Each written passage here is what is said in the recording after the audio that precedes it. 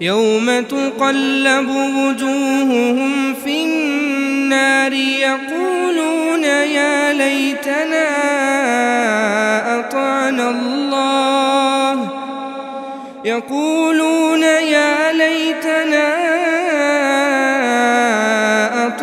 الله وأطعنا الرسولا وقالوا ربنا إنا أطعنا سادتنا وكبراءنا. السلام عليكم ورحمة الله وبركاته. إن الحمد لله نحمده ونستعينه من يهده الله فلا مضل له ومن يضلل الله فلا هادي له وأشهد أن لا إله إلا الله وحده لا شريك له وأشهد أن محمدا عبده ورسوله أما بعد فأعوذ بالله من الشيطان الرجيم بسم الله الرحمن الرحيم. يا أيها الناس قد جاءكم الحق من ربكم وشفاء لما في الصدور وهدى ورحمة للمؤمنين قل بفضل الله وبرحمته فبذلك فليفرحوا هو خير مما يجمعون. கண்ணியத்திற்கும் அன்பிற்கும் உரிய எல்லாம் வல்ல அல்லாஹுவின் நல்லடியார்களே, அன்பு பெரியோர்களே, தாய்மார்களே, சகோதரர்களே, சகோதரிகளே, அல்லாஹுடைய பேரருளால் அவனது அருளின் வாசல்களும் அவன் சித்தப்படுத்தியிருக்கும் சொர்க்கத்தின் வாசல்களும் திறக்கப்படுகின்ற புனிதமிக்க ரமதானுடைய மாதத்தை நாம் அனைவரும் அடைந்து 23 தினங்களை நிறைவு செய்தவர்களாக இன்றைக்கு 24வது இரவிலே நாம் அனைவரும் அமர்ந்திருக்கின்றோம்.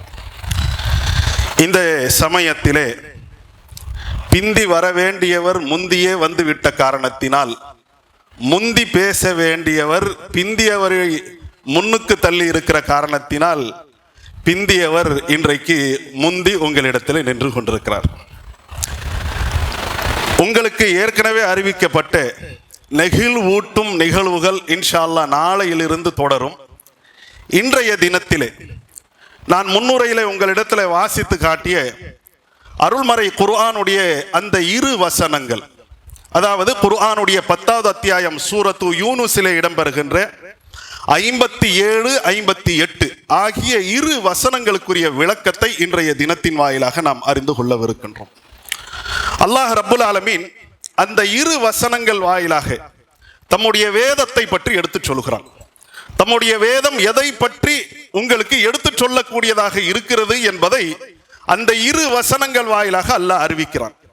அல்லாஹுடைய அழைப்பை பாருங்க. யா அய்யுஹன் நாஸ், மக்களே, மனிதர்களே, கத் ஜாஅத்கும் மவ்இதத்தும் மிர் ரப்பிக்கும், உங்கள் இறைவன் புறத்திலிருந்து உங்களுக்கு அறிவுரை வந்திருக்கிறது. வஷிஃபாஉல் லிமா ஃபிஸ் ஸுதூர், உள்ளங்களிலே உள்ள கசடுகளுக்கு இதிலே நிவாரணம் இருக்கிறது. வஹுதன், இது நேர்வழியாக இருக்கிறது. வரஹ்மத்துல் லில் முஃமினீன், இறை நம்பிக்கையாளர்களுக்கு அருளாக அன்பாக இது திகழ்கிறது. குல், தூதரே, இப்படிப்பட்ட இந்த வேதத்தை பற்றி அவர்களிடத்தில் சொல்லுங்கள் மக்களுக்கு.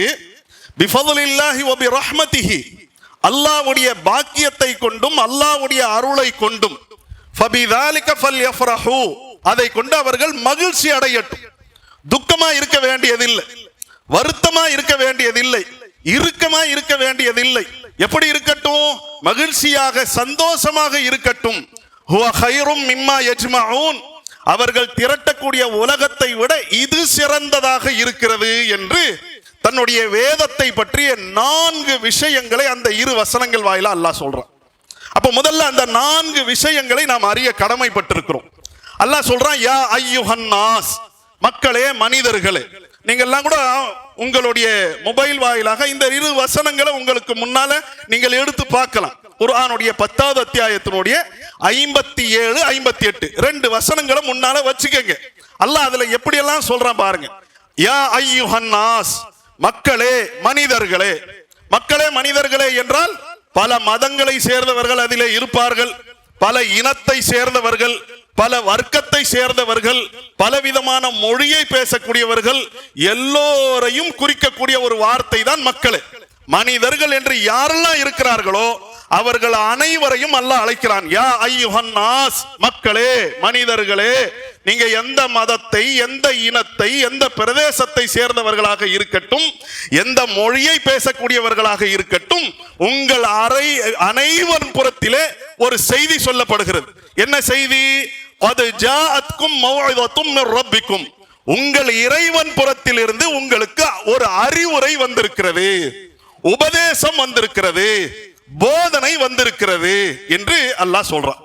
அப்ப அறிவுரை, போதனை அப்படிங்கிறதெல்லாம் நாம தொடரக்கூடிய இந்த வாழ்க்கையில நமக்கு தேவைப்படக்கூடிய விஷயங்கள். அறிவுரைங்கிறது இல்லாத மனிதர்களுடைய எந்த வாழ்க்கையும் கிடையாது. நசீஹத்னு சொல்றோம் இல்ல, ஹம்னா நசீஹத் கரே அப்படிங்கிற இந்த நசீஹத், இந்த போதனை இல்லாத யார் ஒருவருடைய வாழ்க்கையும் இருக்கிறதா? இல்ல. எல்லோருடைய வாழ்க்கையில போதனை இருக்கிறது. போதிக்கிறார்கள் நம்மை, நமக்கு அறிவுரை சொல்றாங்க. யார் சொல்றாங்க? நம்முடைய பெற்றோர்கள் சொல்றாங்க, அம்மா சொல்றாங்க, அப்பா சொல்றாங்க, அண்ணன் தம்பி சொல்றாங்க, அக்கா தங்கச்சி சொல்றாங்க, நம்முடைய நெருங்கிய உறவினர்கள் சொல்றாங்க, பட்டறிவு உள்ளவர்கள், படிப்பறிவு உள்ளவர்கள் சொல்றாங்க. படிப்பறிவை கொண்டும் பல விஷயங்கள் இருக்கிறது, பட்டறிவை கொண்டும் பல விஷயங்கள் இருக்கிறது. இந்த மாதிரியானவர்கள் நமக்கு சொல்றாங்க. யாரெல்லாம் நம்முடைய நலம் விரும்பிகளாக இருக்கிறார்களோ, நம்மளாம் நல்லா வரணும் என்று எதிர்பார்ப்பு உள்ளவர்களாக யாரெல்லாம் இருக்கிறார்களோ அவர்கள் அனைவரும் நமக்கு அறிவுரை சொல்வார்கள். நம்முடைய ஆசிரியர்கள் நமக்கு அறிவுரை சொல்வார்கள், மார்க்க அறிஞர்கள் அறிவுரை சொல்வார்கள். இப்ப இந்த அறிவுரை எல்லாம் நமக்கு சொல்றாங்களே, ஏன் சொல்றாங்க? நம்ம அழிஞ்சு நாசமா போனோம், நம்ம உருப்படாம போனோங்கிறதுக்காக சொல்லுவாங்களா? இல்ல. நம்முடைய பெற்றோர்களுடைய அறிவுரையா இருக்கட்டும், நமக்கு பிடித்தவர்களுடைய அறிவுரையாக இருக்கட்டும், பெரியவர்களுடைய அறிவுரையாக, போதனையாக இருக்கட்டும், எல்லாம் எதற்காக? நாம நல்லா வரணும், நாம எங்கேயும் தோற்றக்கூடாது, நெருக்கடிகளுக்கு ஆளாகிவிடக் கூடாது என்பதற்காகத்தான் அறிவுரை சொல்றாங்க. இப்ப இந்த எந்த அறிவுரெல்லாம் பெற்றோர்கள் சொல்றாங்களோ, நமக்கு பிடித்தவர்கள் சொல்றாங்களோ, பட்டறிவு உள்ளவர்கள் சொல்றாங்களோ, இந்த அறிவுரைகள் எல்லாம் நம்முடைய இந்த உலக வாழ்க்கையை செம்மைப்படுத்த வேண்டும் என்பதற்காக, இந்த உலக வாழ்க்கையை சுதாரிப்போடு நாம் முன்னெடுக்க வேண்டும் என்பதற்காக சொல்லப்படுகின்ற அறிவுரை. ஆனால் இந்த வேதத்தின் வாயிலாக எந்த அறிவுரைன்னு அல்லாஹ் சொல்றானோ, இது யாருடைய அறிவுரை? அதான் நீங்க பார்க்கணும். அந்த மொபைல்ல நீங்க எடுத்து பார்த்தீங்கன்னாவே, யா அய்யுஹன் நாஸ், மக்களே, மனிதர்களே, கது ஜாஅத்கும், உங்களிடத்திலே வந்திருக்கிறது, மவ்இதத்துன், ஒரு அறிவுரை.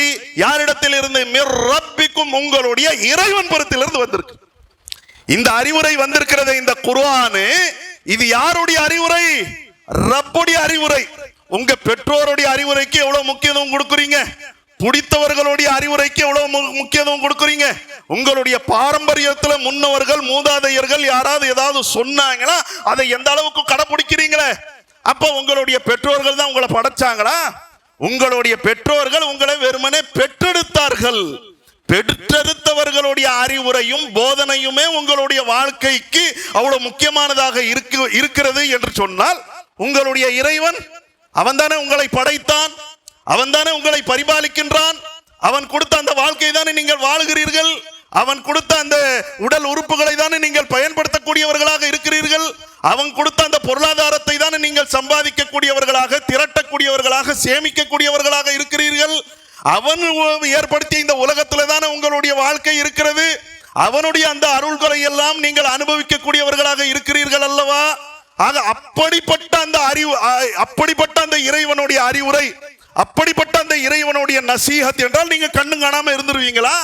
அல்லாஹ் சொல்றான், கது ஜாஅத்கும் மவ்இதத்தும் மிர் ரப்பிக்கும், உங்கள் இறைவன் புறத்திலிருந்து எவன் உங்களை படைத்தானோ, எவன் உங்களை பரிபாலித்துக் கொண்டிருக்கிறானோ, எவனுடைய கரத்தில் உங்களுடைய வாழ்க்கையும் மரணமும் இருக்கிறதோ, அந்த இறைவன் புறத்திலிருந்து உங்களுக்கு நசீஹத் வந்திருக்கிறது, போதனை வந்திருக்கிறது, அறிவுரை வந்திருக்கிறது, உபதேசம் வந்திருக்கிறது. அப்ப இந்த ஒட்டுமொத்த இந்த குர்ஆன், எந்த குர்ஆன் இறக்கப்பட்ட காரணத்தினால் இந்த ரமதானுக்கே சிறப்பு இருக்கிறதோ, எந்த குர்ஆன் இறக்கப்பட்ட காரணத்தினால் லைலத்துல் கத்ர் என்பது 1000 மாதங்களை விட சிறந்ததாக இருக்கிறதோ, அந்த குர்ஆன் என்பது போதனைகளுடைய தொகுப்பு தான். போதனைகளுடைய ஒரு தொகுப்பாக, ஒரு கண்டென்ட்டாக இருக்கிறது என்பதை நாம் அறிய வேண்டும். என்ன போதிக்கிறான்? ஈமான் கொள்ளுங்க, அல்லாஹ்வுக்கு கட்டுப்படுங்க, அவனுடைய தூதருக்கு கட்டுப்படுங்க, அவனுடைய தூதரை ரோல் மாடலா ஆக்குங்க.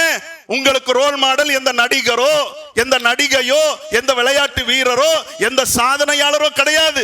யார் உங்களுடைய வாழ்க்கைக்கு முன்மாதிரி, உங்களுடைய வாழ்வியலுக்கு முன்மாதிரி என்றால் இந்த தூதர் முஹம்மது ரசூலுல்லாஹ் அவர்கள் தான் முன்மாதிரி. ஆக இந்த முன்மாதிரியை கடைபிடிங்க, தொழுங்க, நல்லதை செய்யுங்க, பொருளாதாரத்தை அல்லாஹ்வுடைய பாதையில கொடுங்க, உறுதியா நில்லுங்க. இதெல்லாம் இருக்கிறத எத்தனை போதனைகள் கடந்த 23 நாட்களாக எத்தனையோ விஷயங்களை இதே சபையின் வாயிலாக நீங்கள் கேள்விப்பட்டிருப்பீர்கள். இனி வரக்கூடிய நாட்கள்லையும் கேள்விப்படவிருக்கிறீர்கள். அப்ப இதெல்லாம் என்ன அறிவுரைகள்? யாருடைய அறிவுரை? ரப்பு ரஹ்மானுடைய அறிவுரையாக இருக்கிறது. அப்ப இந்த குர்ஆன் என்பது எப்படிப்பட்டது என்றால் இறைவன் புறத்தில் இருந்து வந்திருக்கக்கூடிய அறிவுரை என்பதை நாம் கவனத்தில் கொள்ள வேண்டும். இறைவனுடைய அந்த அறிவுரைகளுக்கு, போதனைகளுக்கு முக்கியத்துவம் கொடுக்கக்கூடியவர்களாக நாம் இருக்க வேண்டும். அடுத்ததாக அல்லாஹ் அந்த வசனத்துல என்ன சொல்றான்? 10வது அத்தியாயத்தினுடைய 57 வஷிஃபாஉல் லிமா ஃபிஸ் சுதூர், உள்ளங்களிலே உள்ளவைகளுக்கு நிவாரணம் இருக்கிறது. உங்க உடம்புக்கு ஏதாவது பாதிப்பு என்று சொன்னால், உங்க உடம்புக்கு ஏதேனும் ஒரு நோய் வந்து விட்டது என்று சொன்னா அதற்கு எப்படி ட்ரீட்மெண்ட் இருக்கிறதோ, அதற்கு எப்படி சிகிச்சை இருக்கிறதோ, அதற்கென்று சொல்லி மருத்துவர்கள் இருக்கிறார்களோ, மருந்துகள் இருக்கிறதோ, அந்த மாதிரி உங்களுடைய உள்ளம் இருக்கிறது, சிந்தனை, அதற்கும் நோய் இருக்கிறது. அந்த நோய்க்குரிய நிவாரணம் இந்த குர்ஆனிலே இருக்கிறது. வஷிஃபாஉல் லிமா ஃபிஸ் சுதூர், உள்ளங்களிலே உள்ள கசடுகளுக்கு, கெட்டதற்கு இதுல நிவாரணம் இருக்கிறது. கெட்டதெல்லாம் போக்கிறோம். இன்னைக்கு வெள்ளிக்கிழமையா இருக்கிறது, நீங்கள் தூய்மை அடைந்திருப்பீர்கள். எதை விட்டு? அழுக்குகளில் இருந்து, நம்முடைய உடம்புல சுரக்கக்கூடிய அந்த வியர்வை, இதை விட்டெல்லாம் உங்களை தூய்மைப்படுத்திக் கொள்வதற்கு எந்த Dress நீங்க போட்டிருக்கிறீங்களோ அதை தூய்மைப்படுத்துவதற்குரிய சாதனங்கள் இருக்கிறது. சோப் இருக்கிறது, ஷாம்பு இருக்கிறது, சர்ஃப் இருக்கிறது. இதெல்லாம் உங்களுடைய உடலையும் உடையையும் தூய்மைப்படுத்தும். உங்க உள்ளத்தை எது தூய்மைப்படுத்தும்? உங்க உள்ளத்திலே உள்ள ஊசலாட்டம், ஐசாக்கி வைசாக்கி, இப்படியா அப்படியா ஊசலாட்டம் வருகிறது, அதிருப்தி வருகிறது. உங்களுடைய உள்ளத்திலே உள்ள அவநம்பிக்கை, உங்க உள்ளத்துல வரக்கூடிய கோபம், உங்க உள்ளத்துல வரக்கூடிய வெறுப்பு, உங்க உள்ளத்துல வரக்கூடிய காழ்ப்புணர்ச்சி, உங்க உள்ளத்துல வரக்கூடிய பெருமை, உங்க உள்ளத்துல வரக்கூடிய பொறாமை, எத்தனை கெட்டது இருக்கிறது. அந்த மாதிரியான அந்த தீய சிந்தனைகள் தானே ஆதல பாதாளத்தில் நம்மை இட்டு சென்று விடக்கூடியதாக இருக்கிறது. ஆக அப்படிப்பட்ட எத்தனை கெட்டது இருக்கிறதோ, கள்ளம், கப்படம், கசடு, எல்லாவற்றுக்கும் இந்த குர்ஆனிலே நிவாரணம் இருக்கிறது நல்லா சொல்றான். வஷிஃபாஉல் லிமா ஃபிஸ் சுதூர், உள்ளங்களிலே உள்ள நோய்க்கு இந்த குர்ஆனிலே நிவாரணம் இருக்கிறது. அந்த நிவாரணத்தை பெற்றவர்களாக நாம் இருக்கிறோமா? இதான் கவனிக்கணும். வயஷ்ஃபி சுதூர கௌமின் முஃமினீன், மோமின்களுடைய உள்ளத்திற்கு இது நிவாரணம் அளிக்கக்கூடியதாக, ஷிஃபா தரக்கூடியதாக இருக்கிறது என்று அல்லாஹ் ரப்புல் ஆலமீன் சொல்கின்றான். ஆக இந்த குர்ஆன் என்பது இரண்டாவதாக என்ன இருக்கிறது? நம்முடைய உள்ளங்களிலே உள்ள நோய்க்கு நிவாரணமாக இருக்கிறது. நம்மை உறுதிப்படுத்தக்கூடியதாக இந்த குர்ஆன் இருக்கிறது. நம்மை ஆக்கப்பூர்வமான வாழ்க்கையை வாழச் செய்வதற்குரிய ஒரு உந்து சக்தியாக இந்த குர்ஆன் இருக்கிறது. நம்ம தன்னம்பிக்கை, செல்ஃப் கான்பிடன்ட், என்னென்னமோ புத்தகத்தை படிக்கிறோம், யாருடைய பேச்செல்லாம் கேட்கிறோம் பாருங்க. இந்த குர்ஆனுக்கு முன்னால அந்த சைக்காலஜிஸ்டுகளுடைய கருத்துக்கள்லாம் ஒண்ணுமே இல்லைங்க. அதையெல்லாம் கொஞ்சம் ஒரு அளவுக்கு படித்த ஒரு மாணவன் என்ற அடிப்படையில் உங்கள்கிட்ட சொல்லுவேன். இந்த குர்ஆன் தரக்கூடிய உறுதி, இந்த குர்ஆன் தரக்கூடிய ஆக்கப்பூர்வமான அந்த விஷயங்கள், அந்த உள்ளத்தினுடைய கட்டமைப்பு இருக்கிறதே, அதற்கு முன்னால உலகத்தினுடைய எந்த நிவாரணமும் பலன் அளிக்காது. அப்ப அவ்வளவு விஷயம் இந்த குர்ஆனுக்குள்ள இருக்கிறது. அதோட நம்முடைய உள்ளத்தை கட்டமைத்து இருக்கிறோமா? நல்ல அழகான முறையில நம்முடைய உடலை கட்டமைத்தோம். ரமதானுடைய சமயமாக இருக்கட்டும், 23 நோன்பு, மாஷா அல்லாஹ், நல்ல பல ஃபாய்தாங்க என்று நாம சொல்றோமே, நம்முடைய உள்ளத்திற்கு அப்படி ஃபாய்தாவை நம்ம கொடுத்தோமா? நம்முடைய உள்ளத்தை இறை நம்பிக்கையால் அலங்கரித்தோமா? நம்முடைய உள்ளத்தை இறை அச்சத்தால் அலங்கரித்தோமா? நம்முடைய உள்ளத்தை இறை தேட்டம் இருக்கிறதே, அல்லாஹ்விடத்துல கூலி, நான் வைக்கிற நோன்பா இருக்கட்டும், நான் தொழக்கூடிய தொழுகையா இருக்கட்டும், நான் லைலத்துல் கத்ர்ல என்னுடைய இரவை நான் என்னுடைய இரவனுடைய தூக்கத்தை நான் துறக்கிறேனே அந்த விஷயமாக இருக்கட்டும், எல்லாவற்றுக்கும் என் இறைவனிடத்துல கூலி இருக்கிறது. கடமையை செய், பலனை எதிர்பார்க்காதுங்கிறதெல்லாம் இந்த உலகத்தினுடைய வெத்து வேட்டான தத்துவங்கள். கடமையை செய், பலனை எதிர்பார், இங்க பார்க்காத அங்க பார், அல்லாஹ்விடத்துல பார். அவனை விட சிறந்த கூலியை கொடுக்கக்கூடியவன் யாரும் இல்லை. அப்படிப்பட்ட அந்த கூலியை பெறுவதற்காகத்தான் என்னுடைய நோன்பு, அந்த கூலியை பெறுவதற்காகத்தான் என்னுடைய இறை தியானம் திக்ருகள், அப்படிப்பட்ட அந்த கூலியை பெறுவதற்காகத்தான் குர்ஆன், அப்படிப்பட்ட கூலியை பெறுவதற்காகத்தான் இரவு தொழுகை, அப்படிப்பட்ட அந்த கூலியை பெறுவதற்காகத்தான் தான தர்மம். ரமலான் வருது, ஏழை பாளைகளா எங்கிருந்து வர்றாங்க முளைச்சும் தெரியாது. அவ்வளவு போகும்போது வரும்போதெல்லாம் மாஜி இது ஜி அது ஜி அப்படின்னு நம்ம பார்க்கிறோமே, இது எங்கேயும் நாம சலித்து கொள்ளக்கூடாது. எல்லாமே நமக்கு ஒரு சோதனை. நான் கொடுத்த இந்த பொருளாதார விஷயத்துல நீ எப்படி நடக்கிற, கொடுக்கிறியா இல்ல கடிந்து கொள்கிறாயா என்ற சோதனை நமக்கு இருக்கிறது. ஆக இதிலெல்லாம் நாம சரியாவணும் என்று சொன்னால் நம்முடைய உள்ளத்தை பக்குவப்படுத்த வேண்டும். உள்ளத்தை பக்குவப்படுத்தக்கூடியதான் குர்ஆன். குர்ஆனுடைய அந்த போதனைகள்லாம் படிக்க படிக்க படிக்க உள்ளத்திற்கு பக்குவம் வரும். உள்ளத்துல உள்ள கெட்டதெல்லாம் அகன்று விடும், உள்ளம் தூய்மையானதாக மாறும். உள்ளம் தூய்மையா மாறுதாங்க பெரிய விஷயம். உள்ளத்தை தூய்மைப்படுத்தக்கூடிய சோப்பு ஷாம்பெல்லாம் எங்கேயுமே கிடையாதுங்க. உள்ளத்தை தூய்மைப்படுத்தக்கூடிய அந்த சாதனம் அல்லாஹ்வுடைய கரத்திலே மட்டும்தான் இருக்கிறது. அல்லாஹ் குர்ஆனிலே சொல்கிறான், ஃபலா துஸக்கு அன்ஃபுஸக்கும், உங்களை நீங்களே தூய்மைப்படுத்திக் கொள்ளாதீர்கள், உங்களுக்கு நீங்களே மார்க் போட்டுக் கொள்ளாதீர்கள். நம்ம எவ்வளவு தியாகம் தெரியுமா, எவ்வளவு அர்ப்பணிப்பு தெரியும். உங்களுக்கு நீங்க மார்க் போடாதீங்க, மார்க் அல்லாஹ் போடுவான். வலாகின் அல்லாஹ் யுஸக்கி மன் யஷா, யாருக்கு நாடுகிறானோ அவன்தான் அந்த நிவாரணத்தை தருவான், அவன்தான் அவர்களுடைய உள்ளத்தை தூய்மைப்படுத்துவான். ஆக உள்ளத்தை தூய்மைப்படுத்தக்கூடிய மகத்தான ஒரு போதனை அடங்கிய தொகுப்பு தான் இந்த குர்ஆன் என்பது. அந்த உள்ளத்தை தூய்மைப்படுத்தக்கூடிய துஆவை தான் ரசூலுல்லாஹ் நிறைய கேட்டிருக்கிறாங்க. நம்மெல்லாம் இத்தனை நாள்ல எத்தனை முறை கேட்டோங்கிறது கொஞ்சம் நம்ம சிந்திச்சு பார்க்கணும். அல்லாஹ்வுடைய தூதர் ஸல்லல்லாஹு அலைஹி வஸல்லம் அவர்கள் அல்லாஹ்விடத்துல துஆ செய்வார்கள், அல்லாஹும்ம ஆதி நஃப்ஸி தக்வாஹா வஸக்கிஹா அன்த கைரு மன் ஸக்காஹா அன்த வலியுஹா வ மௌலாஹா. என்ன அர்த்தம்? அல்லாஹும்ம ஆதி நஃப்ஸி தக்வாஹா, இறைவா என்னுடைய உள்ளத்திற்கு அதனுடைய இறையச்சத்தை நீ தருவாயாக. இறையச்சத்தை தருபவன் யார்? அல்லாஹ். அல்லாஹும்ம ஆதி நஃப்ஸி தக்வாஹா, என் உள்ளத்திற்கு அதனுடைய இறையச்சத்தை இறைவா நீ தருவாயாக. கேட்கிறவங்க யார்? இறையச்சத்துல அவர்களை விட மிஞ்சியவர்கள் யாரும் கிடையாது. அல்லாஹ்வுடைய தூதரை விட நாங்க எவனாவது சொல்ல முடியுமா? சொல்ல முடியாது. சஹாபாக்களை சொல்ல முடியாத, எந்த பெரியர்களும் மகான்களும் சொல்ல முடியாத, அப்படி இறையச்சத்துல மித மிஞ்சியவர்களாக இருந்தார்களே அந்த தூதர் அல்லாஹ்விடத்துல கேட்கிறாங்க, அல்லாஹும்ம இறைவா ஆதி தருவாயாக நஃப்ஸி என்னுடைய உள்ளத்திற்கு தக்வாஹா அதன் இறையச்சத்தை அதன் தக்வாவை நீ கொடுப்பாயாக, வஸக்கிஹா அதை தூய்மைப்படுத்துவாயாக, வஸக்கிஹா அன்த கைரு மன் ஸக்காஹா நீதான் சிறந்த அடிப்படையிலே தூய்மைப்படுத்தக்கூடியவன், அந்த வலியுஹா வ மௌலாஹா அந்த உள்ளத்தினுடைய பொறுப்பாளன் நீ, அந்த உள்ளத்தினுடைய பாதுகாவலன் நீ.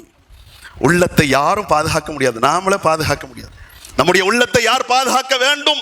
அல்லாஹ் பாதுகாக்க வேண்டும். அப்ப அல்லாஹ்விடத்துல இந்த துஆவை நம்ம செய்யணும், மனனம் செய்யணும். அல்லாஹும்ம ஆதி நஃப்ஸி தக்வாஹா வ ஸக்கிஹா அன்த கைரு மன் ஸக்காஹா அன்த வலியுஹா வ மௌலாஹா. இன்னொரு முறையும் சொல்றேன், அல்லாஹும்ம ஆதி நஃப்ஸி தக்வாஹா வ ஸக்கிஹா அன்த கைரு மன் ஸக்காஹா அன்த வலியுஹா வ மௌலாஹா. இந்த துஆவை அதிகமா நம்ம செய்யணும். நம்முடைய உள்ளம் சீராயிருச்சுன்னு வைங்களேன், வாழ்க்கை முழுவதும் சீரா இருக்கும். அல்லாஹ்வுடைய தூதர் ஸல்லல்லாஹு அலைஹி வஸல்லம் அவர்கள் சொன்னார்கள் அல்லவா, அலா அறிந்து கொள்ளுங்கள், இன்ன ஃபில் ஜஸதி முத்கத்தன் ஒட்டுமொத்த இந்த உடலிலே ஒரு சதை பிண்டம் இருக்கிறது.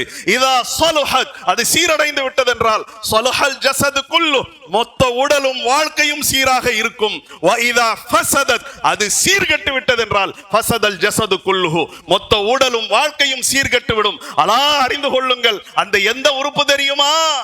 வஹியல் கல்ப் அதுதான் உள்ளம், சிந்தனை. நம்முடைய சமஜ் சொல்றோம் இல்ல, சமஜ் மாத்தா நைக்கா, அந்த நம்முடைய சமஜை அலங்காரப்படுத்த வேண்டும். நம்முடைய சிந்தனையை, நம்முடைய நினைப்பை, நம்முடைய எண்ண ஓட்டங்களை சீர்படுத்த வேண்டும். சீர்படுத்தக்கூடிய விஷயம் இந்த குர்ஆனுக்குள்ள இருக்கு. அதற்கு அடுத்து நான் மூன்றாவதாக அல்லாஹ் சொல்றான். அந்த வசனத்திற்குரிய விளக்கம் தான் இன்றைக்கு குர்ஆனுடைய 10வது அத்தியாயத்தினுடைய 57. யா அய்யுஹன் நாஸ், மக்களே மனிதர்களே, கத் ஜாஅத்கும் மவ்இதத்தும் மிர் ரப்பிக்கும், உங்கள் இறைவன் புறத்தில் இருந்து ஒரு அறிவுரை உங்களிடத்தில் வந்திருக்கிறது. வஷிஃபாஉல் லிமா ஃபிஸ் ஸுதூர், உள்ளங்களிலே உள்ளவைகளுக்கு நிவாரணம் இருக்கிறது. வஹுதன், நேர்வழியாக இருக்கிறது. நேர்வழிங்கிறது ஏதோ ஒரு விதத்துல உங்களுக்கு ரொம்ப பிடிக்கும். இங்கிருந்து உம்ராவுக்கு போறீங்க, அங்க இங்க சுத்திக்கிட்டு போற பிளைட்டை தேர்வு செய்ய மாட்டீங்க. நேரா இங்கிருந்து சென்னையிலிருந்து கிளம்புனா, பெங்களூர்ல கிளம்புனா, காலிக்கட்ல கிளம்புனா, ட்ரிவேண்ட்ரத்துல கிளம்புனா, நேர போய் ஜித்தாவில் இறங்கணும், மதீனாவில் இறங்கணும். நேர்வழி ஆசைப்படுறீங்க இல்லையா? இங்கிருந்து சென்னைக்கு போறோம், ஊர் உலகம் எல்லாம் சுத்திட்டு போற பேருந்துல ஏற மாட்டீங்க. எதுல ஏறுவீங்க? நேர ஸ்ட்ரைட் ரூட்டாக இருக்க வேண்டும். ஸ்ட்ரைட் ரூட்டா பெங்களூருக்கு போகணும், ஸ்ட்ரைட் ரூட்டா மும்பைக்கு போக வேண்டும். இப்ப வெறும் பயணத்துக்கு மட்டும் தான் ஸ்ட்ரைட் ரூட்டா? பயணத்திற்கு மட்டும், உங்களுடைய பயணத்திற்கு மட்டும் தான் ஸ்ட்ரைட் ரூட்டா, நேர்வழியா? இல்லையே. உங்களுடைய வாழ்க்கைக்கு அதை விட மேலாக வாழ்வியலுக்கு நேர்வழி இருக்க வேண்டுமே. அது எந்த நேர்வழி? இந்த குர்ஆன் தான் நேர்வழி. ஷஹ்ரு ரமதான், ரமதானுடைய மாதம், அல்லதி உன்சில ஃபீஹில் குர்ஆன், அதிலே தான் குர்ஆன் இறக்கப்பட்டது. ஹுதல் லின்னாஸ், மக்கள் அனைவருக்குரிய நேர்வழி இதுல இருக்கிறது. அந்த நேர்வழி தான் உள்ள குடுப்பனைகள்லயே பெரிய குடுப்பனை. ஆதாரம் வேணுமா? பிஸ்மில்லாஹிர் ரஹ்மானிர் ரஹீம், அல்ஹம்துலில்லாஹி ரப்பில் ஆலமீன், அர் ரஹ்மானிர் ரஹீம், மாலிகி யௌமித்தீன், இய்யாக நஅபுது வ இய்யாக நஸ்தஈன். அடுத்த வசனம் என்ன? இய்யாக நஅபுது வ இய்யாக நஸ்தஈன், இறைவா நாம் உன்னையே வணங்குகிறோம், இன்னும் உன்னிடமே உதவியும் தேடுகிறோம். எனவே இஹ்தினஸ் ஸிராத்தல் முஸ்தகீம், மிக நேரிய பாதையிலே நம்மை வழி நடத்துவாயாக. அறிஞர்கள்ட்ட கேட்டு பாருங்க, இஹ்தினானா நமக்கு ஹிதாயத்தை தா. சிராத்த, பாதையுடைய எந்த பாதை? முஸ்தகீம், மிக நேரிய பாதை. குர்ஆன்ல எப்படி இருக்கிறதோ அதை முழுமையா மொழிபெயர்க்கவே முடியாது, டிரான்ஸ்லேஷன் கொடுக்கவே முடியாது. ஆங்கிலமா இருக்கட்டும், உருதுவா இருக்கட்டும், தமிழாக இருக்கட்டும், எதுலையும் நேர்வழின்னு போடுவாங்க. நேர்வழிங்கிற மட்டும் விஷயம் அதற்குள்ள முஸ்தகீம்ல வருமானம் இல்ல. நேர்வழினா முஸ்தகீம் என்று சொன்னால் எதற்குள்ள சிறிய அளவிற்கு கூட கோணல் இருக்காதோ, கிராஸ் இருக்காதோ. நம்ம ஸ்கேல் வாங்குறோம் பாருங்க, போடுற அதுல வேணாலும் லைட்டா கிராஸ் வந்துடும். நம்முடைய கண்களுக்கு புலப்படாத கிராஸ் அதற்குள்ள இருக்கும். ஆனால் இந்த குர்ஆனுக்குள்ள வழிகேடுங்கிறதே இல்லப்பா. அல்லாஹ் சொல்றான், ஃபதாலிகுமுல்லாஹு ரப்புகுமுல் ஹக், அவன்தான் உண்மை இறைவனாகிய அல்லாஹ். ஃபமாதா பஅதல் ஹக்கி இல்லா ضلال, அவன் கொடுத்த அந்த நேர்வழிக்கு பிறகு வழிகேடை தவிர வேற என்ன இருக்கிறது? அவன் கொடுத்த நேர்வழியை விட்டுட்டீங்கன்னா மீதி எல்லாமே வழிகேடு தான். அவனுடைய நேர்வழி ஒரு பக்கம் இருக்கட்டும்ங்க, எங்க வீட்டு கல்யாணத்தை இப்படி அமைச்சுக்கிறோம், எங்க வீட்டு ஜனாதாவை இப்படி நாம தொழுதுகிறோம், இப்படி அடக்கம் செஞ்சிடறோம், நான் என் வாழ்க்கையை இப்படி அமைச்சுக்கிறேன், என் வியாபாரத்தை நான் இப்படி செஞ்சுக்கிறேன் என்று போயிட்டா அவனுடைய வழியை தவிர உள்ள எல்லா ரூட்டும் என்ன? வழிகேடு. நல்லா சொல்றான் இதே சூறாவுல. நான் எந்த சூறாவுடைய விளக்கத்தை இப்பொழுது உங்களிடத்தில் சொல்லிக் கொண்டிருக்கிறேனோ அதே 10வது அத்தியாயத்தில் அல்லாஹ் சொல்றான், ஃபதாலிகுமுல்லாஹு ரப்புகுமுல் ஹக், அவன்தான் உண்மை இறைவனாகிய அல்லாஹ். ஃபமாதா பஅதல் ஹக்கி இல்லா ضلال, அவன் கொடுத்த சத்தியத்திற்கு பிறகு அசத்தியத்தை தவிர வேறு என்ன இருக்கிறது? அஃபலா யுமினூன், இப்பவும் நீங்க நம்ப மாட்டீங்களா? இப்பவும் உங்களுக்கு நம்பிக்கை வராதா? ஆக அந்த நேர்வழியோடு நம்முடைய தொடர்பை பலப்படுத்த வேண்டும். நேர்வழிங்கிறது என்ன? அல்லாஹ் சொன்னதுதான் நேர்வழி, அவனுடைய தூதர் போதித்ததுதான் நேர்வழி. இதை தவிர, அதாவது சுருக்கமா ஒன் லைன்ல உங்களுடைய மனசுல பதிகிற மாதிரி சொல்ல வேண்டும் என்றால், நேர்வழி எது? இறை வழிகாட்டுதல் மட்டும்தான் நேர்வழி. அடிச்சு சொல்றோம், அடிச்சு இவ்வளவு உறுதியா சொல்ல முடியாது. நீங்க இது சவாலாவே எடுத்துக்கங்க. ஏதோ இது சாதாரண சாமானிய மக்களுக்கு முன்னால இல்ல, பேரறிஞர்கள் 18 விதமான கல்வி எல்லாம் கத்தவங்க எல்லாம் இருப்பாங்களே, அவர்களுக்கு முன்னாலையும் வைக்கப்படுகின்ற சவால் இறை வழிகாட்டுதல் வஹ்யை தவிர வேற எதுவும் நேர்வழி கிடையாது. அது இமாம்கள் சொல்லக்கூடிய பாதையா இருக்கட்டும், முன்னோர் மூதாதையர்கள் சொல்லக்கூடிய பாதையாக இருக்கட்டும், அஜத்துமார்கள் மௌலானாமார்கள் சொல்லக்கூடிய ஷேக்மார்கள் சொல்லக்கூடிய பாதையாக இருக்கட்டும், வழிகேடுதான். நான் சொல்லவில்லை, குர்ஆன் சொல்கிறது. ஆக அந்த நேர்வழியோடு நம்முடைய தொடர்பை பலப்படுத்தி இருக்கிறோமா? அப்படியே வந்தங்க 23 நோன்பு முடிஞ்சு போச்சு, இன்னும் எத்தனை இருக்க போகுது? இன்னும் ஒரு வாரம், அடுத்த வெள்ளியோ சனியோ பெருநாள். இது அல்ல, கட்டமைக்க வேண்டும். எதுக்கு முந்தி அது அங்க போய் அடக்கம் செய்யப்பட்டிருக்கிறாங்க இல்லையா? நம்முடைய வாழ்ற பகுதியெல்லாம் பாருங்க எவ்வளவு ஒளிமயமா இருக்கிறது. கொஞ்சம் அப்படி எட்டி பாருங்க, பின்னால என்ன? கப்ரஸ்தான். எல்லாம் அங்கதான். Last destination of the mankind. ஒரு மனிதனுடைய இறுதி நிலை. அந்த இருள் பகுதியை ஒளிமயமானதா ஆக்கணும்னா இந்த குர்ஆனோடு நம்முடைய தொடர்பை பலப்படுத்த வேண்டும். அல்லாஹ் சொல்றான் வஹுதன், நேர் வழியாக இருக்கிறது. அதற்கு அடுத்து அல்லாஹ் சொல்றான் வரஹ்மத்துன், ரஹ்மத்தாக இருக்கிறது. ரஹ்மத் என்றால் 2 அர்த்தம். ஒன்னு அன்பு, இன்னொன்னு அருள். அன்பாகவும் இருக்கிறது, அருளாகவும் இருக்கிறது. இந்த குர்ஆனோடு உங்களுடைய தொடர்பை பலப்படுத்துவீர்கள் என்றால் அது என்ன? அன்பாக இருக்கிறது, அரக்கத்தனத்தை விட்டு உங்களை விடுவித்து விடும். அருளாக இருக்கிறது, இறுக்கமா நீங்க இருக்க மாட்டீங்க. இறுக்கமா இல்லாம நல்ல அருளாளனாக மாறுவீங்க, அன்பாளனாக மாறுவீர்கள். அரக்கத்தனம் உங்களை விட்டு போயிரும். வெறுப்பு, கோபம், பலவிதமான இருக்க காழ்ப்புணர்ச்சி எல்லாம் உங்களை விட்டு அகலும். அன்பு மிக்கவர்களாக, அன்பை கொண்டு சாதிக்க முடியாதது எதுவும் இல்லை. அன்பை கொண்டு பெரிய பெரியவர்களை எல்லாம் வீழ்த்திடலாம். அப்படிப்பட்ட அந்த அன்பு இதற்குள்ள இருக்கிறது நல்லா சொல்றான். எப்படிப்பட்ட அன்பு? அந்த அன்பு நம்மிடத்துல வரும் என்று சொன்னா அன்பு மிக்கவர்களாக நாம் மாறுவோம். அந்த அன்பு வந்த காரணத்தினாலதான் தனக்கே வறிய நிலையாக இருந்தாலும், தனக்கே சோறு தேவையானதாக இருந்தாலும் மற்றவர்களுக்கு முன்னுரிமை கொடுத்தார்கள் அந்த நபி தோழர்கள். வயுசிரூன அலா அன்ஃபுஸிஹிம் வலவ் கான பிஹிம் ஹஸாஸா. தமக்கே தேவை இருந்தாலும் மற்றவர்களுக்கு முன்னுரிமை கொடுக்கக்கூடியவர்களாக இருந்தார்கள். அந்த மாதிரி எத்தனை சம்பவம் எல்லாம் நம்ம கேள்விப்பட்டிருக்கிறோம்.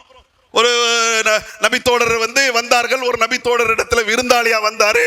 அவரிடத்துல தன்னுடைய பிள்ளைகளுக்கு கொடுக்கக்கூடிய சிறிய அளவிற்கு உள்ள அந்த உணவை தவிர வேற எந்த உணவும் இல்லாம இருந்துச்சு.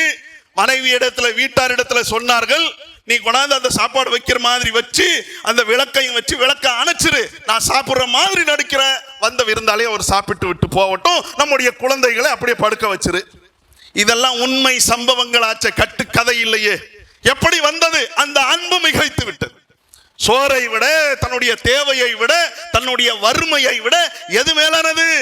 என்னுடைய தோழனுடைய அன்பு மேலானது. அதுதான் ரசூலுல்லாஹி ஸல்லல்லாஹு அலைஹி வஸல்லம் அவர்கள் குறிப்பிடுகிறார்கள். தரல் முஃமினீன ஃபீ தராஹுமிஹிம் வ தவாத்திஹிம் வ தஆதுஃபிஹிம் கமஸலில் ஜஸத் இதா இஷ்தகா ஐனன் ததாஅ லஹு சாயிரு ஜஸதிஹி பிஸ்ஸஹரி வல் ஹும்மா. அல்லாஹ்வுடைய தூதர் ஸல்லல்லாஹு அலைஹி வஸல்லம் அவர்கள் குறிப்பிடுகிறார்கள், மூமின்கள் ஒருவர் மற்றவர் மீது அன்பு செலுத்துவதிலே, இரக்கம் காட்டுவதிலே, கருணை செலுத்துவதிலே ஒரே உடலை போன்று இருப்பார். எல்லாத்துக்கும் தான் முந்தி போக மாட்டாங்க, மற்றவங்கள முந்தியவர்களாக அப்படி தள்ளி விடுவாங்க. கருணை இருக்கும், அன்பு இருக்கும், இரக்கம் இருக்கும், ஒரே உடலை போன்று. எப்படி ஒரு உடல்ல ஒரு பாகத்திற்கு நோய் வந்து விட்டது, பாதிப்பு வந்து விட்டது என்றால் மற்ற உறுப்புகள் எல்லாம் துடிக்குமோ, அந்த மாதிரி ஒருவனுக்கு ஒரு பாதிப்பு என்றால் பார்த்துக்கிட்டு சும்மா இருக்க மாட்டான். பலஸ்தீன் இங்கிருந்து 7000 கிலோமீட்டர் தூரத்திலே இருக்கலாம். அங்க என் சகோதரன் பாதிக்கப்படுறானே, என் சகோதரி பாதிக்கப்படுகிறார்களே, இங்க பேர்ணாம்பட்டில் இருந்துகிட்டு துடிப்பான். அந்த துடிப்பை அல்லாஹ் வைக்கிறான். குர்ஆன்ல அல்லாஹ் சொல்றான், லவ் அன்ஃபக்த மா ஃபில் அர்தி ஜமீஅன் மா லஃப்த பைன குலூபிஹிம். அல்லாஹ் எப்படிப்பட்ட ஒரு உல்ஃபத்தை, ஒரு அன்பை, ஒரு முஹப்பத்தை மூமின்களுடைய உள்ளத்துல போடுறான்னு கேட்டா, நீங்கள் உலகத்தையே கொட்டி கொடுத்தாலும் இந்த மாதிரி ஒரு அன்பை, பாசத்தை, முஹப்பத்தை நீங்கள் ஏற்படுத்தவே முடியாது. அப்படிப்பட்ட அந்த அன்பை, பரிவை நமக்கு கொடுக்கக்கூடியது இந்த குர்ஆன். ஆக 4 விஷயங்கள் உங்களிடத்துல சொல்லப்பட்டிருக்கிறது. ஒன்னு என்ன? உங்கள் இறைவன் புறத்தில் இருந்து வந்திருக்கின்ற போதனையாக இந்த குர்ஆன் இருக்கிறது. உள்ளங்களுக்குரிய நிவாரணமாக இது இருக்கிறது, நேர்வழியாக இருக்கிறது. அதற்கு அடுத்து அன்பாக இருக்கிறது. யாருக்கு? அல்லாஹ் எப்படி கூப்பிடுறான்? யா ஐயுஹன் நாஸ் தானே கூப்பிடுறான். மக்களே, மனிதர்களே. அதுல உள்ள அந்த குறிப்பெல்லாம் கொஞ்சம் நல்ல ஏதோ பயானுக்கு வந்தோம் அப்படியே போயிட்டோம் அப்படிங்கிறது அல்ல. உங்களுடைய அன்பெல்லாம் மேலானது. இருந்தாலும் வந்துட்டு போறது அல்ல, யாருன்னு பார்த்துட்டு போறது அல்ல, கேட்டு போறது அல்ல. இங்கிருந்து கற்றுக்கொண்டு நாம் செல்ல வேண்டும். உங்களிடத்திலிருந்து பேசக்கூடிய நான் கற்க வேண்டும், என்னிடத்தில் இருந்து நீங்கள் கற்க வேண்டும். இதுதான் பரஸ்பரம். இதற்காகத்தான் இதெல்லாம். இதை பத்தி எல்லாம் நாளைக்கு அல்லாஹ் விசாரிப்பான். நமக்கு முன்னால ஓடுற ஃபேனு, நமக்கு முன்னால எரியிற ரைட்டு, நாம உட்கார்ந்து இருக்கக்கூடிய இந்த பள்ளிவாசல் எல்லாம் அல்லாஹ்வுடைய அருளை பற்றி கேள்வி இருக்கிறது. வேற வேற காரியங்கள்ல, வீணான காரியங்கள்ல நாம ஈடுபட முடியாது. அதனால அப்படியே பயானு இன்னைக்கு வாட்ஸ்அப்ல போட்டிருக்கிறாங்க, அப்படியே போய் கொஞ்சம் காதை கொடுத்துட்டு வருவோம். இதற்காக அல்ல, கற்க வேண்டும் என்பதற்காக. அந்த கல்வியில கொஞ்சம் நம்ம பின்தங்கி விட்ட காரணத்தினாலதான் நம்மிடத்துல இன்னைக்கு தோய்வும் சோர்வும் எல்லாம் வந்துருச்சு. ஆக கற்க வேண்டிய விஷயம் என்ன? இன்றைக்கு நான் சொல்லக்கூடிய அந்த அருமையான தகவல், மனிதர்களே நல்லா கூப்பிடுறோம். மனிதர்களே என்றால் எல்லா மக்களையும் குறிக்கக்கூடியது. இன்றைக்கு உலகத்தினுடைய ஜனத்தொகை என்பது 800 கோடிக்கும் மேல. அப்ப 800 கோடிக்கும் மேல உள்ள எல்லா மக்களையும் அழைச்சி, உங்கள் இறைவன் புறத்தில் இருந்து அறிவுரை, உங்கள் இறைவன் புறத்தில் இருந்து நோய்களுக்குரிய உள்ளங்களுக்குரிய நிவாரணம், உங்கள் இறைவன் புறத்தில் இருந்து நேர்வழி, உங்கள் இறைவன் புறத்தில் இருந்து அன்பு அருள் சொல்லிட்டு அல்லாஹ் சொல்றான், வரஹ்மத்துல் லில் முஃமினீன். முஃமின்களுக்கு அல்லாஹ் சொல்றான், மக்களுக்குன்னு சொல்லல். இன்னொரு முறை அந்த வாசிக்கிறேன் பாருங்க அந்த வசனம். யா அய்யுஹன் நாஸ் கத் ஜாஅத்கும் மவ்இதத்தும் மிர் ரப்பிக்கும் வஷிஃபாஉல் லிமா ஃபிஸ் ஸுதூர் வஹுதன் வரஹ்மத்துல் லில் முஃமினீன். முஃமின்களுக்கு. மனிதர்களா இருந்துட்டா இதெல்லாம் இந்த 4 பிரயோஜனம் உங்களுக்கு கிடைக்காது. நீங்க என்னவா மாறணும்? மனுஷனா இருந்த நீங்க இந்த 4 கேள்விப்பட்ட பிறகு மூமினா மாறணும். மூமினா மாறிட்டீங்கன்னா உங்களுக்கு இது பிரயோஜனத்தை கொடுக்கும். எந்த மூமின்? எந்த மூமினை குர்ஆன் முழுவதும் அல்லாஹ் சிலாகித்து பேசுறான் அந்த மூமின். வல்லாஹு வலியுல் மூமினீன். மூமின் சாதாரணமானவன் இல்லை, மூமினுடைய பாதுகாவலன் அல்லாஹ். வபஷிரில் முஃமினீன். மூமின்களுக்கு தூதரே சுப செய்தியை கூறுவீராக. கத் அஃப்லஹல் முஃமினூன். மூமின்கள் வெற்றி அடைந்து விட்டார்கள். இன்னல்லாஹ லா யுதீஉ அஜ்ரல் முஃமினீன். மூமின்களுடைய கூலியை நாம் வீணாக்க மாட்டோம்.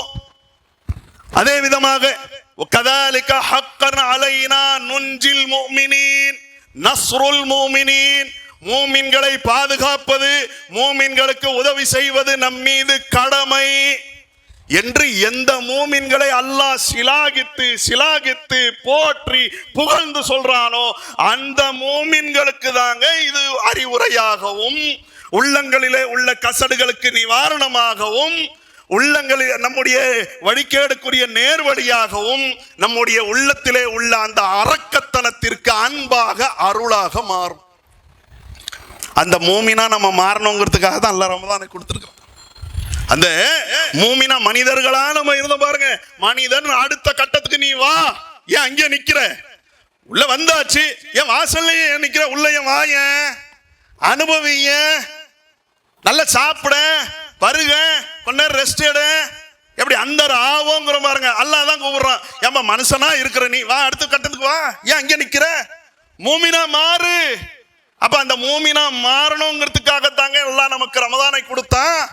மூமினா மாறணுங்கிறதுக்காகத்தான் நோன்பை கொடுத்தான். நோன்புங்கிறது என்ன? சஹரில் இருந்து இஃப்தார் வரைக்கும் எதையும் சாப்பிடக்கூடாது, எதையும் பருகக்கூடாது, குடும்ப வாழ்க்கையில ஈடுபடக்கூடாது, வீணான பேச்சை பேசக்கூடாது, வீணான காரியத்தை செய்யக்கூடாது. இதான நோன்பனுடைய ஒழுங்கு. சாப்பிடாம நம்மால இருக்க முடியுமா? ஒரு காலகட்டம் இருந்துச்சு வாடுறதுக்காக சாப்பிடுறது. இப்ப சாப்பிடுறதுக்கே தான் மனுஷன் வாழ்றான். உடம்புக்கு ஒத்துக்காதுதான். கஞ்சி குடிக்காம இருக்க முடியுமா? பிரியாணி சாப்பிடாம இருக்க முடியுமா? பிரியாணியும் சாப்பிடு, இது ஒரு டானிக்கும் தூக்கி குடி. இப்படிதானுங்க வாழ்க்கை போகுது. எல்லோருடைய வாழ்க்கை அப்படிதானே. பேசுறேன், என் வாழ்க்கை அப்படிதான், கேட்கிற உங்களுடைய வாழ்க்கை அப்படித்தானே போய் கொண்டிருக்கிறது. திங்கிறதுக்கே நம்முடைய வாழ்க்கை என்றுதானே மனிதர்கள்ல பெரும்பான்மையானவர்கள் அமைத்திருக்கிறார்கள். அப்ப சாப்பிடுறது நம்முடைய தேவை, பருகுவது நம்முடைய தேவை, இல்லற சுகம் என்பது நம்முடைய தேவை. அந்த தேவையை விட்டு விலகணும் ஏன் சொல்றான்? அதான் கவனிக்கணும். ஏன் சொல்றான்? ஏன் சொல்லணும்? அவன் கிருபையாளனாச்சங்க. குர்ஆனுடைய துவக்கமே எப்படி இருக்கு? பிஸ்மில்லாஹிர் ரஹ்மானிர் ரஹீம் தானே. அளவற்ற அருளாளன், நிகரற்ற அன்புடையோன், அருளாளன், அன்பாளன். சாப்பிடாத, பருகாத ஏன் கட்டளை போடுறான்? ஒன்னே ஒண்ணுதான். நமக்கு தெரியாதா? கேட்டா இது வந்திருக்கிற ஒருத்தர் தவறாம மேல கேட்கக்கூடிய நம்முடைய சகோதரிகள், தாய்மார்கள், நம்முடைய குரல் எங்க வரைக்கும் போகுமோ அனைவரும் சொல்வார்கள். ஒரு காலகட்டத்தில் பணக்காரன் பசியுடைய கொடுமையை உணர வேண்டும் என்பதற்காக அப்படின்னு சொல்லி கொண்டிருந்தார்கள். நோயாளிகள்லாம் நிவாரணம் பெற வேண்டும் என்பதற்காக தான் நோன்பு என்றெல்லாம் சொல்லி கொண்டிருந்தார்கள். அதெல்லாம் மாறிடுச்சு. நேர் வழி அனைவருக்கும் பொதுவானதாக மாறிவிட்டது. எதற்காக அல்லாஹ் சொல்றான்? ஏன் நோன்பு? லஅல்லக்கும் தத்தகூன், இறை அச்சம் உள்ளவர்களாக நாம மாறணுங்கிறதுக்காகத்தானே. அல்லாஹ்வை பயப்பட வேண்டும், அஞ்ச வேண்டும் என்பதற்காகத்தானே இங்க நோன்பு. அப்ப அல்லாஹ்வுடைய பயம் நம்மிடத்துல வந்து இருக்கிறதா? உரசி பார்க்கலாம். நம்ம அதற்குரிய உரைக்கல்கள் எல்லாம் இந்த உலகத்திலே இருக்கிறது. அல்லாஹ் கொடுத்திருக்கிறான்.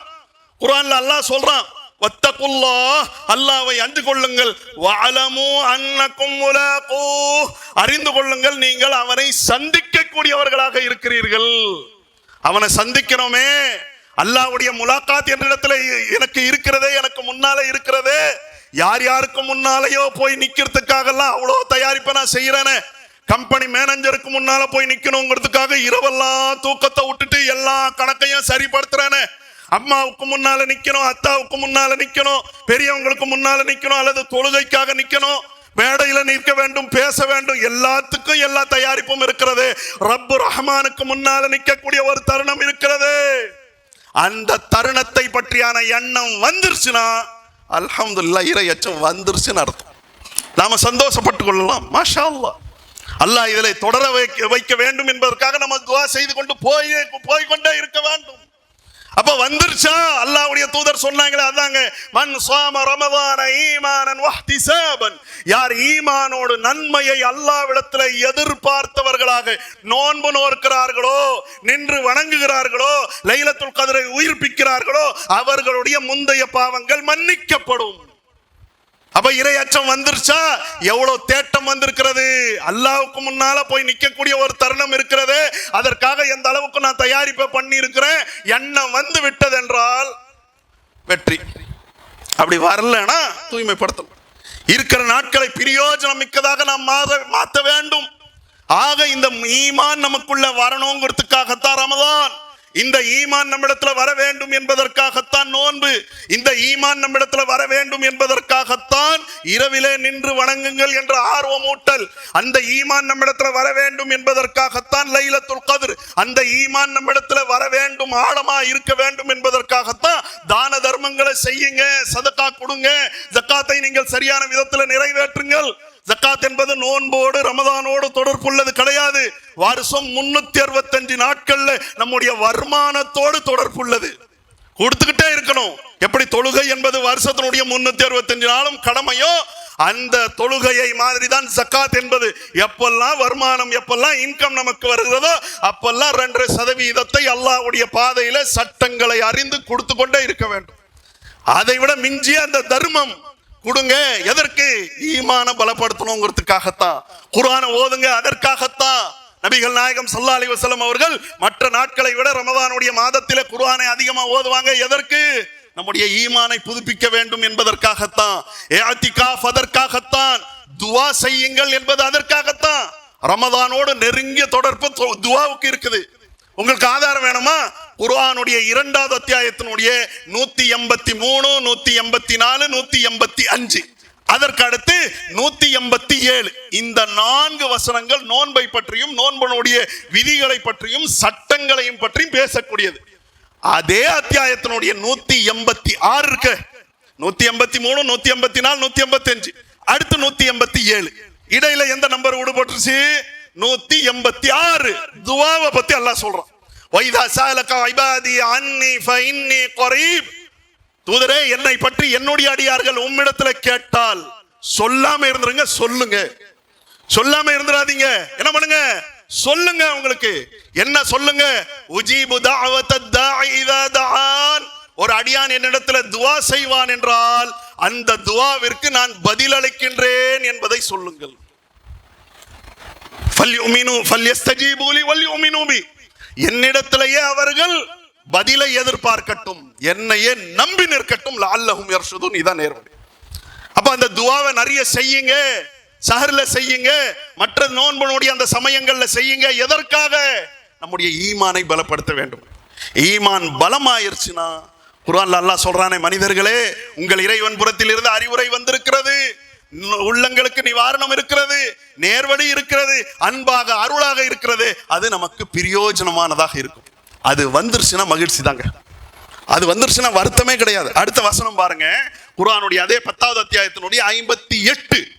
குல், தூதரே சொல்லுங்கள், பிஃபதுலில்லாஹி வ பிரஹ்மதிஹி, அல்லாஹ்வுடைய பாக்கியத்தை கொண்டு, அல்லாஹ்வுடைய அருளை கொண்டு, ஃபபிதாலிக ஃபல்யஃப்ரஹு, அவர்கள் மகிழ்ச்சி அடையட்டுமே. ஏன் ரமதான் வந்துருச்சுன்னு துக்கமா இருக்கிறீங்க? நோம்புன்னு ஏன் வருத்தமா இருக்கிறீங்க? ஏன் குர்ஆன் ஓதணுமே, என்னடா இது போய் 20 நோம்பு முடிஞ்சிருச்சு, எதுக்கு இப்ப லைலத்துல் கத்ர் இரவு முழுவதும் நின்று வணங்கணும்? ஏன் வருத்தப்படாதீங்க. ஃபபிதாலிக ஃபல்யஃப்ரஹு, அதை கொண்டு அவர்கள் மகிழ்ச்சி அடையட்டும். ஹுவ கைரும் மிம்மா யஜ்மஊன், அவர்கள் திரட்டக்கூடிய உலகத்தை விட இது சிறந்தது அல்லாஹ் ரப்பல் ஆலமீன் சொல்றான். அப்ப மகிழ்ச்சிக்குரிய, சந்தோஷத்திற்குரிய, குதூகலிப்புக்குரிய, நம்முடைய உள்ளங்களை செழுமைப்படுத்தக்கூடிய அப்படிப்பட்ட விஷயத்தை அல்லாஹ் நம்முடைய கருத்துல கொடுத்துறான். எல்லாத்தையும் கொண்டு மகிழ்ச்சி அடையும். எவ்வளவோ பேசலானாலும் நேரம் முடியுது. கடைசி தகவலோடு முடிக்கிறேன். இன்றைக்கு ஈரானுக்கும் அமெரிக்காவுக்கும் இடையில போர் நடந்து கொண்டிருக்கிறது. அதனுடைய பாதிப்பு உலகத்தினுடைய ஏதோ ஒரு மூலையில உள்ள பேரணாம்பட்டு வரைக்கும் இருக்கிறது. கேஸ் தட்டுப்பாடு பார்த்து எத்தனை வாட்ஸ்அப்ல தகவல்லாம் வருது. வீட்டுல உள்ள எல்லா பொருளையும் வந்த திருட எல்லாத்தையும் அப்படியே வச்சுட்டான். நகையை எடுக்கல, எந்த பணத்தை எடுக்கல, எதையும் எடுக்கல, எதை மட்டும் களவாடின்னு போயிட்டான். கேஸ் சிலிண்டரை மட்டும் தூக்கிட்டு போயிட்டான். எத்தனை வாட்ஸ்அப் அந்த மீம்ஸுகளையும் எத்தனை நகைச்சுவையான அந்த காட்சிகளையும் நம்ம பார்த்திருப்போம். அப்ப கேஸ் தட்டுப்பாடு, பெட்ரோல் தட்டுப்பாடு, அதே விதமாக டீசல் தட்டுப்பாடு என்றெல்லாம் இல்லாத தட்டுப்பாட்டு சமூக வலைதளங்கள் கோலோச்சக்கூடிய இந்த காலகட்டத்தில் எல்லாமே தட்டுப்பாடாக்கி நம்மளை ஒரு மூலையில உட்கார வைக்கக்கூடிய ஒரு விஷயமா இருக்கு. இப்ப அங்க நடந்து கொண்டிருக்கிறதா இல்லையா? நம்முடைய உள்ளத்திற்கு ஏதோ ஒரு விதத்துல மகிழ்ச்சி இருக்கிறது. என்ன? அடி வச்சு வெளுக்கிறாங்க. காசாவை இங்க எங்க பார்க்க முடியுது? இஸ்ரேல்ல பார்க்க முடியுது. எவ்வளவு மகிழ்ச்சி!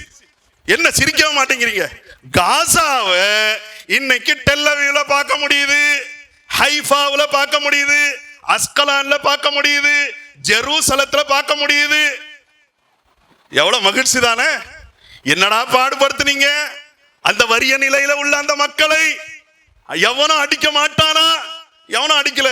ஒருத்தன் வந்தான், என் வீரத்துக்கு முன்னாலெல்லாம் நீ ஒன்னும் கிடையாதுடா, ஒத்த ஆளா இருந்துகிட்டு அடிச்சு நிமித்து கொண்டிருக்கிறான் இல்லையா? தெரியுமா இல்லையா? அடித்து நிமிர்த்து கொண்டிருக்கிறார்கள். தோச்சு காய போடுறதுங்க இல்லையா? அப்படி தோய்த்து காய போட்டு கொண்டிருக்கிறார்கள். டேய் விட்டுருங்கடா அப்படிங்கிற அளவிற்கு எவனும் வரமாட்டானா அப்படிங்கிற இந்த நிலை இருக்கிறதே. ஈரானை சேர்ந்தவன் நான் ஒருத்தன் இருக்கிறேன்டா, எத்தனை இழப்பு வந்தாலும் சரி உன்னுடைய கதையை முடிக்காம நான் அடங்க மாட்டேன்னு அடி வெளுக்கிறான் பாருங்க. இதுலயும் நமக்கு மகிழ்ச்சி இருக்கிறது. இப்ப இங்க இருந்துகிட்டு அவன் ஈரான் எப்படிப்பட்டவன் தெரியுமா, அவன் ஷியா தெரியுமா, அவன் வழிகேடு தெரியுமா, இதை பேசிட்டு இருக்க கூடாது. இது அந்த மாதிரி காலகட்டம் கிடையாது. உண்மையிலேயே சுன்னியா உள்ளவன்லாம், சன்னியா உள்ளவன் யாரு தன்னுடைய அந்த கடமையை செய்ய வேண்டுமோ செய்ய வேண்டியவன் கடமை தவறிய காரணத்தினால இந்த அநியாயங்களை, இந்த அக்கிரமங்களை, இந்த ஆணவத்தை, இந்த கொடூரத்தை தட்டி கேட்க எவனுமே இல்லையா? 54 இன்ச்சு பெரிய விசாலமான மார்பு உள்ளவர்லாம் ஒண்ணும் இல்லாம போய்விட்ட இந்த சமயத்துல என்கிட்ட இருக்குது பாரு, பறக்குது பாரு என்று சொல்லி அவர்களை கிருங்கடித்துக் கொண்டிருக்கிறார்கள் அல்லவா? இதுலயும் மகிழ்ச்சி இருக்கிறது. இங்க இருந்துகிட்டு ஷியா சுன்னி இதெல்லாம் பேசிட்டு இருக்க கூடாது. ஏன்? அல்லாஹ்வுடைய தூதர் ஸல்லல்லாஹு அலைஹி வஸல்லம் அவர்களுடைய காலத்திலே பாரசீகம், ரோமாபுரி என்ற 2 பேரரசுகள் இருந்தது. பாரசீகத்தை சேர்ந்தவன் நெருப்புகளை வணங்கக்கூடியவனாக இருந்தான்.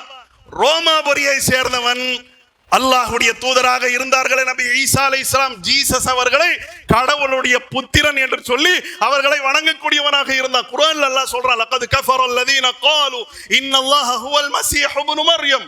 மஸீஹுடைய மகன், அதாவது மரியமுடைய மகன் மஸீஹ் அவர்களை கடவுளுடைய குமாரன் என்று சொன்னார்களே, அவர்கள் காஃபிராகி விட்டார்கள்.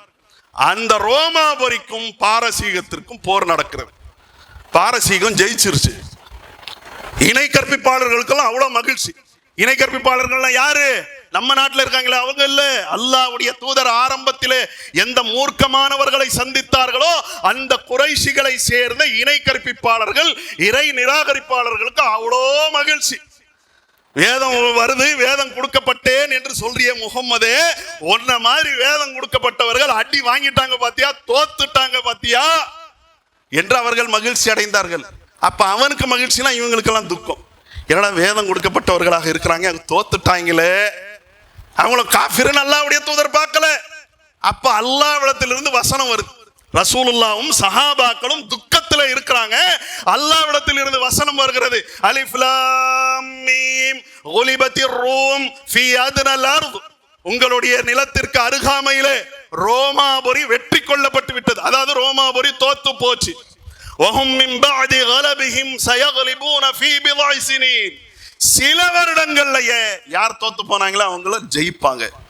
ஜெயிக்கிற அந்த நாள், ஜெயிக்க போறது யாரு? ரோமாபுரி. ரோமாபுரி யாரு? இணை கற்பிப்பாளர்கள். அப்படிப்பட்ட அந்த இணை கற்பிப்பாளர்கள் ஜெயிப்பாங்களே, வயௌமைதி யஃப்ரஹுல் முஃமினூன பினஸ்ரில்லாஹ். அல்லாஹ்வுடைய அந்த உதவியை கொண்டு மூமின்கள் எல்லாம் மகிழ்ச்சி அடைவாங்க. யாருடைய வெற்றி? ரோமாபுரியுடைய வெற்றியை கொண்டு யார் ஈசா அலைஹிஸ்ஸலாம் அவர்களை கடவுளுடைய புத்திரன் என்று சொன்னார்களோ அந்த கிறிஸ்தவர்களுடைய வெற்றி என்பது மூமின்களுக்கு மகிழ்ச்சியை கொடுக்கும் என்று சொன்னா, ஈரானுடைய வெற்றியை ஏன் நமக்கு மகிழ்ச்சியை கொடுக்க கூடாது? ஏன் அவர்களுடைய பராக்கிரமங்களை நாம பேசக்கூடாது? சியாங்கிறது வழிகாடுதான், அதுல மாற்று கருத்து இல்லை. அதை கொண்டாந்து இங்க ஏன் நுழைக்கணும்? இந்த விவகாரத்துக்குள்ள ஏன் அதை கொண்டாடணும்? ஏன் ஒரு அயோக்கியத்தனமான அரசியலை நாம பார்க்கணும்? அவன் யார் தெரியுமா, எப்படி தெரியுமா, யார் தெரியுமா, எப்படி தெரியுமா? நீங்க யாருக்கு வக்காலத்து வாங்கல? அவங்க மட்டும் சுத்த தூய்மையானவர்களா? கவனிக்க வேண்டும். அப்போ சொல்ல வர்ற தகவலுடைய சாராம்சம் என்னன்னா, மகிழ்ச்சி அல்லாஹ் ரமதான்ல குர்ஆன்ல வச்சிருக்கிற மாதிரி இந்த மாதிரி மூமின்களுக்கு ஏற்படுது பாருங்க, உள்ளூர ஒரு சந்தோஷம். அப்படியே பயான் முடிச்ச உடனே என்னப்பா தகவல் அடிச்சாம் பாருங்க, 4 அப்பார்ட்மெண்ட் காலியா போச்சுன்னா அது ஒரு மகிழ்ச்சி தான், மகிழ்ச்சி அடைஞ்சிட்டு போவோமே. ஏன் அதற்கு இல்லாத பொல்லாத அந்த விஷயங்களை வைத்து ஏன் துக்கம் அடைய வேண்டும்? அப்படி குர்ஆன் என்பது இவ்வளவு மகிழ்ச்சிகளை நமக்கு கொடுக்கக்கூடியதாக இருக்கிறது என்ற அந்த சாராம்சத்தை உங்களிடத்தில் எடுத்து சொல்லி, இந்த ரமதானை கொண்டு, நோன்பை கொண்டு, நடக்கக்கூடிய இந்த நிகழ்வுகளை கொண்டு எதெல்லாம் நம்முடைய உள்ளங்களுக்கு உண்மையான அடிப்படையிலே, ஆத்மார்த்தமான அடிப்படையிலே சந்தோஷத்தை கொடுக்குமோ, இது குர்ஆனின் வாயிலாக அல்லாஹ் தரக்கூடிய தகவல் என்பதை, அல்லாஹ் தரக்கூடிய செய்தி என்பதை குர்ஆனுடைய 10வது அத்தியாயத்தினுடைய 57, 58 ஆகிய 2 வசனங்கள் வாயிலாக நாம் அறிய கடமைப்பட்டிருக்கிறோம். ஆக இப்படிப்பட்ட இந்த விஷயங்கள் எவ்வளவு மகத்தானதாக இருக்கிறது, இதற்கு பின்னாலே எவ்வளவு தியாகம், அர்ப்பணிப்புகள் இருக்கிறது. இன்ஷா அல்லாஹ் நாளை முதல் நெகிழ்வூட்டும் நிகழ்வுகள் இந்த தலைப்பின் வாயிலாக, இதே சபையின் வாயிலாக நாம் சந்திக்கலாம். வாஹிரு தஅவானா அல்ஹம்துலில்லாஹி ரப்பில் ஆலமீன். வஸ்ஸலாமு அலைக்கும் வரஹ்மத்துல்லாஹி வபரகாத்துஹு.